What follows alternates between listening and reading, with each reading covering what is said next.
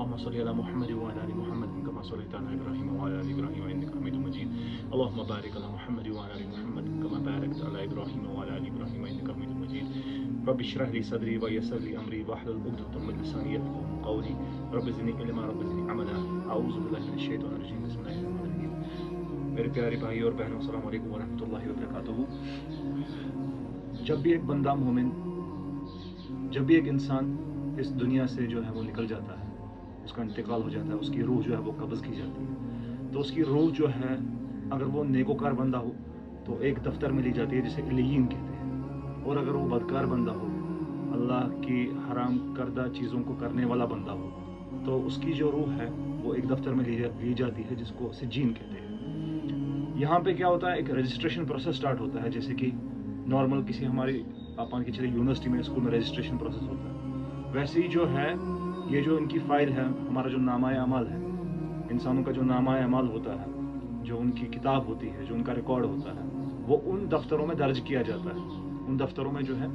وہ رجسٹر کیا جاتا ہے. اس کے بعد جب تک کہ اس میت کو دفن کر دیا جاتا ہے جو کہ گزر چکا ہوتا ہے، جس کی روح قبض کر دی گئی ہوتی ہے،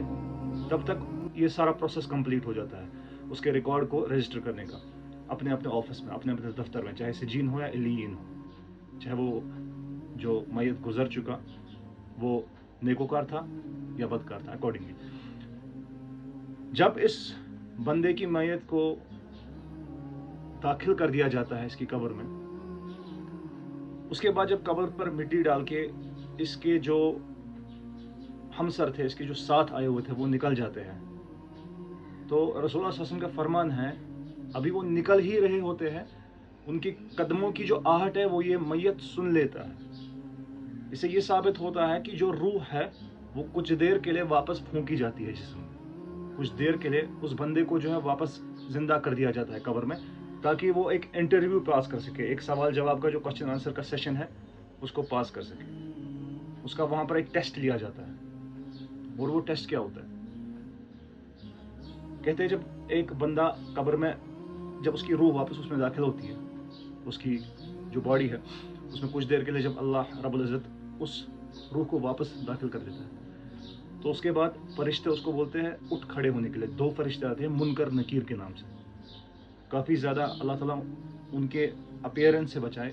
کافی زیادہ خطرناک دکھنے والے اور بھیانک فرشتے ہوتے ہیں. لیکن بندے مومن کا جو ہے اللہ تعالیٰ اس کے دل میں اتنی زیادہ ہمت اور قلب قوت عطا فرماتا ہے کہ وہ ان فرشتوں کو فیس کر پاتا ہے. تو 3 سوال کیا ہوتے ہیں؟ 3 سوال جو ہے وہ کچھ اس طرح سے ہوتے ہیں. پہلا سوال ہوتا ہے من ربک، اے بندے بتا تیرا رب کون ہے. اور دوسرا سوال ہوتا ہے من ما دینک، اے بندے بتا تیرا جو ہے وہ دین کیا تھا. اور تیسرا سوال ہوتا ہے من نبیک، اے بندے بتا کہ تیری طرف جو انسان بھیجا گیا تھا میسیج لے کے، رسالت لے کے، وہ کون تھے. دیکھیے سننے میں تو ایک لیمین کے لیے کافی آسان سوال لگ رہے ہیں، لیکن ایسا کوئی کیس نہیں ہے. یہاں پہ وہ کوئی فزکس کیمسٹری والا رٹا مارنا یا گوٹا یاد کرنا نہیں چلے گا. یہاں پہ جو ہے ایمان بہت ہی زیادہ مستقل اور مضبوط ہونا چاہیے، تب جا کے یہ سوال جو ہے آپ ان سوالوں کے جواب دے پائیں گے. پہلا سوال کیا ہوگا؟ من رب کا، تیرا رب کون ہے. اس سوال کا جواب وہی بندہ دے پائے گا جس نے اللہ کا حق بجا لایا ہو اس دنیا میں، جس نے اللہ کی الوہیت میں یا ربوبیت میں کسی کو شریک نہ ٹھہرایا ہو، جس نے اللہ کی حرام کردہ اور حلال کردہ حدودوں کی حفاظت کی ہو ہمیشہ، جس نے اللہ کا درجہ جو ہے کسی اور کو نہ دیا ہو، جس نے اپنے دل میں سب سے زیادہ جو ہے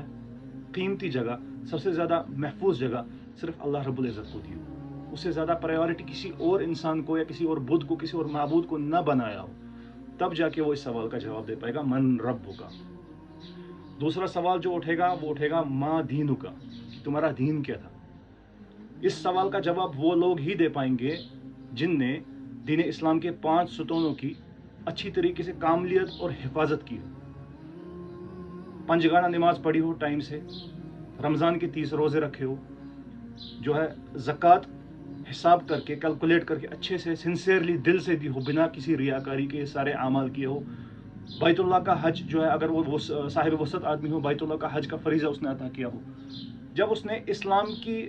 جو ہے लिमिट्स का जो है ख्याल रखा हो, तब जाके वो इस सवाल का जवाब दे पाएगा, वरना अल्लाह ताला बचाए इस सवाल में वो फेल हो जाएगा।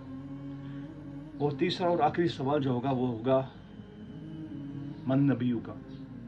कौन था तुम्हारा नबी और कौन था वो इंसान जो तुम्हारी तरफ मैसेज लेके आया था। अल्लाह अकबर। मेरे भाइयों और बहनों, ये सवाल लगभग हर किसी के लिए बहुत ही मुश्किल होने वाला है, क्योंकि इस सवाल में वही क्वालिफाई हो पाएंगे जिन्हें रसूल अकरम सल्लल्लाहु अलैहि वसल्लम को की पूरी तरीके से इताअत की हो, उनकी सुन्नत को ज़िंदगी की सबसे बड़ी प्रायोरिटी बनाई हो। क्योंकि रसूल सल्लल्लाहु अलैहि वसल्लम फरमाते हैं ना, तब तक तुम कामलियत की और ईमान के मुकाम को नहीं पा पाओगे, हासिल कर पाओगे, जब तक कि मैं तुम्हारे हर किसी शय से ज़्यादा, हर किसी फ़र्द से ज़्यादा,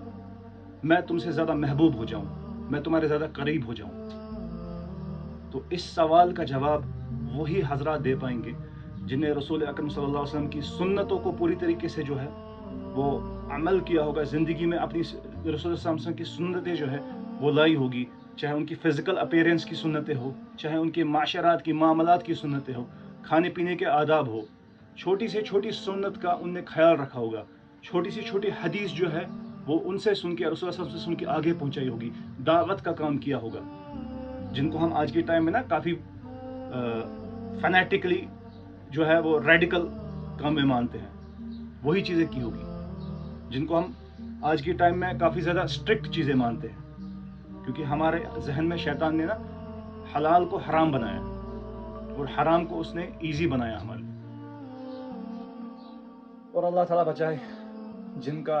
इन 3 सवालों से भी एक सवाल छूट जाता है या वो इस सवाल का जवाब नहीं दे पाते, तो उनका बहुत ही बुरा हशर होगा। हज़रत उस्मान रज़ी अल्लाह ताला अन्हु जब भी किसी कब्र के सामने खड़ा रहते तो ज़ारो कतार रोया करते। तो उनको सहाबाई किराम रज़ी अल्लाह ताला अन्हु ने पूछा कि ऐ उस्मान रज़ी अल्लाह ताला अन्हु, आप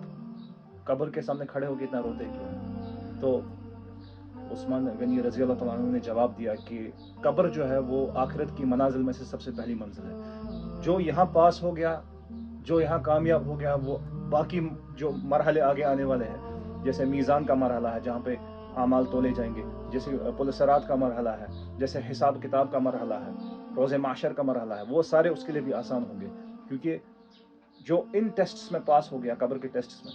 वो आगे जाके भी मेरे भाइयों कामयाब होगा, आखिरत की ज़िंदगी भी उसकी आसान होगी।